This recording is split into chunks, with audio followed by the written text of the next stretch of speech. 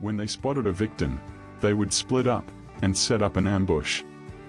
At the prey's momentary inattention, they would jump on it or begin to chase it.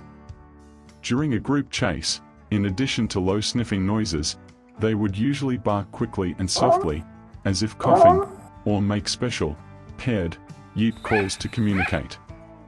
A long, faintly heard whine, reminiscent of a wolf howl, was used to identify each other at greater distances. Adult Tasmanian tigers were not very good at smelling, relying more on sight, and especially hearing to track the prey. Their upright, rounded ears, nearly 10 centimeters long, would not miss a sound.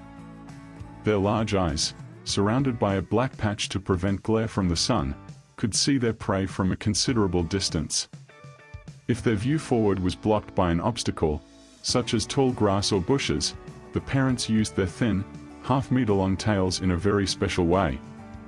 These tails were almost immobile, due to the partial fusion of the tail vertebrae that occurred when the tigers reached full adulthood.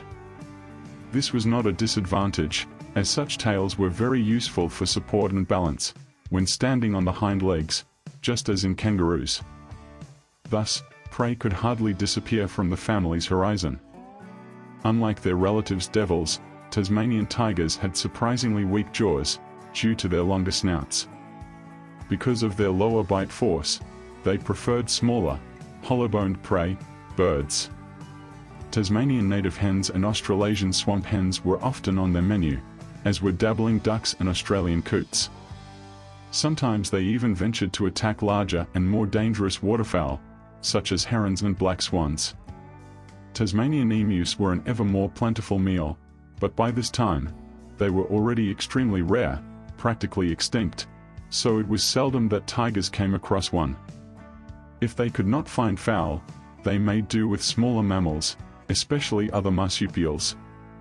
Hunting brushtail possums, potoroos, bettongs, and bandicoots was no great challenge, and even the slightly larger pademelons and red-necked wallabies were generally considered easy prey. Rarely did they manage to kill a wombat, or even an eastern grey kangaroo, but they had to work hard and give it their all to hunt down this bouncy and brisk giant. And yet, running fast was not one of their virtues. In fact, with characteristic rigid and apparently clumsy gait, another result of a fused backbone and tail, they were probably unable to run faster than 40 kilometers an hour. But their endurance was incredible, thanks to their extremely muscular legs. Sometimes they would pursue a victim for hours, until it was completely exhausted.